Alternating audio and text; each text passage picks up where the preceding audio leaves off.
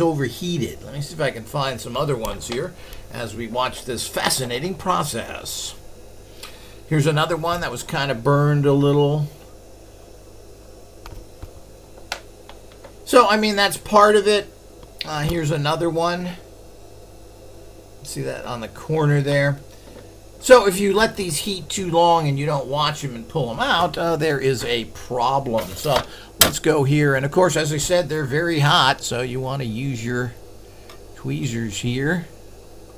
But a lot of times you got to give them, as I said, these are 50 years old. I don't remember how they worked as a child, but if you don't spread them out and give them room to expand, well, you're going to have problems, particularly the older ones. But certainly you can see how cool this is. So there's nothing like this. I've never seen anything like this ever again. And as I said, Mattel had a lot of things, monster makers, molds you poured the goop in. You could make your own little army figures that you put wires in. You could bend them. They were about 3-inch size. All of those things you could get from Mattel, which was very creative. And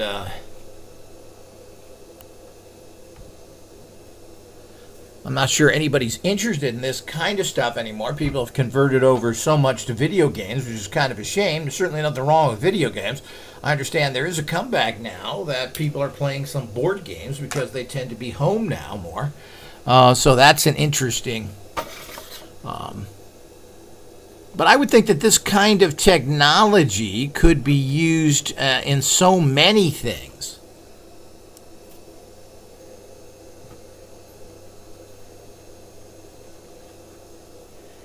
Well, let me, and this is starting to burn a little bit itself, so let's pry it apart here. And of course, it's very, very hot, but you got to give this a little bit of help here to come apart. And as it's hot, I mean, it's so hot right now that it will start to expand even outside. Now let's go take a look at these again. It's pretty hard to tell what these are so far. As you said, there are things like mummies. There's a robot. As I said, I have no idea what these are by themselves. I'm going to close this up again.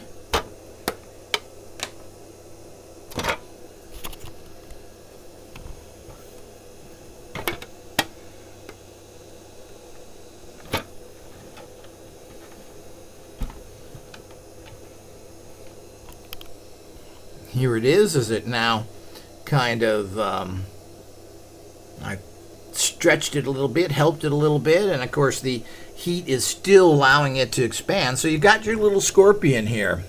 Pretty cool. Here's the actual octopus. I wonder if I can, sometimes you can see from the shapes if they don't completely... And here you can see the process here as it's kind of pressed together. And we're going to show you that as well here. Here we go with these opening up again. Let's turn these over. As I said, you got to be careful here because they will burn. And that's not something that you want.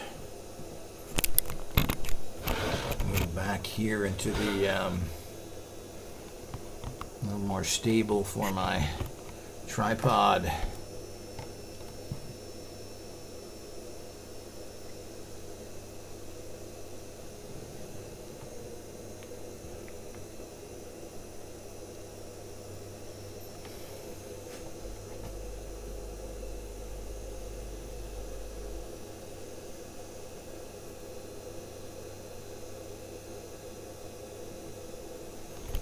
Again, let's look at the scorpion, and you can see how it's starting to burn a little there from different, I don't know if that was before I just did that, but you have to, as I said, you got to make sure that you are turning them over, making sure that they expand properly. As I said, this is very, very old. We didn't have to do too much of it, and it depends on the figure.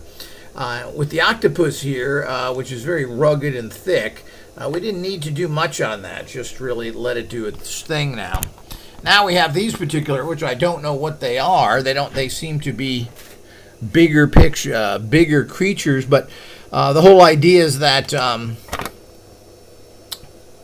if they have lots of little things or little appendages like the scorpion, they do need a little bit help, particularly with these older things right now. And whoa, whoa, whoa, that's hot. Very, very hot. So,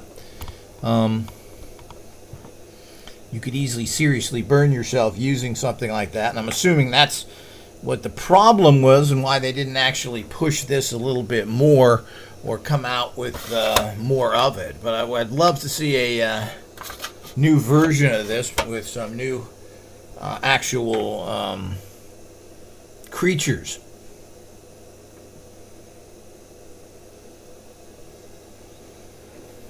So they seem to be expanding yet again.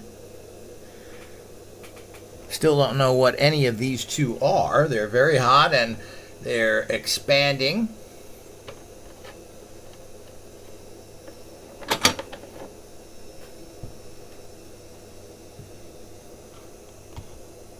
We'll come back to that. Here's the two that we already opened up.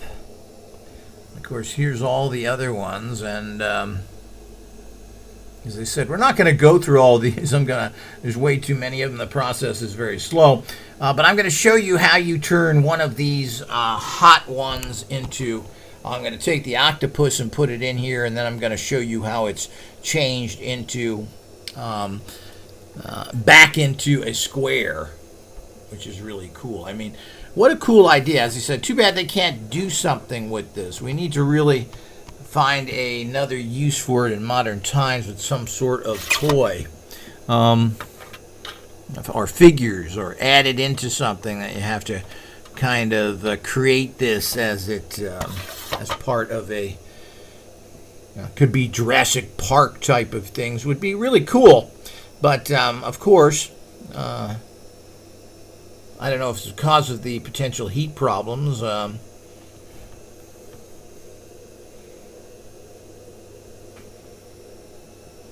I've never seen this, or maybe there wasn't all that much interest. I don't know how well this did back then or not. It certainly is really cool and a cool idea.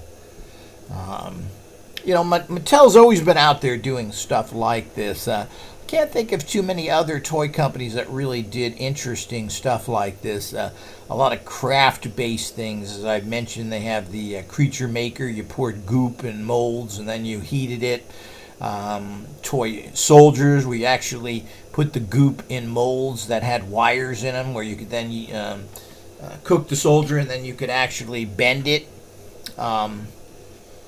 Quite cool tools and toys you just don't see much of.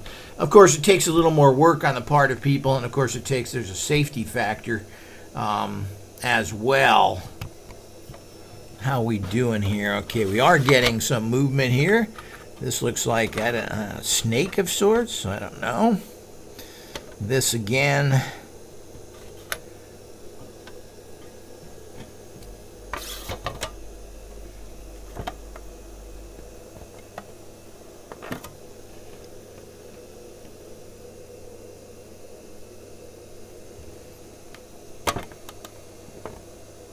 And it takes quite a bit of heat to do this, and a bit of time, as we're seeing right now.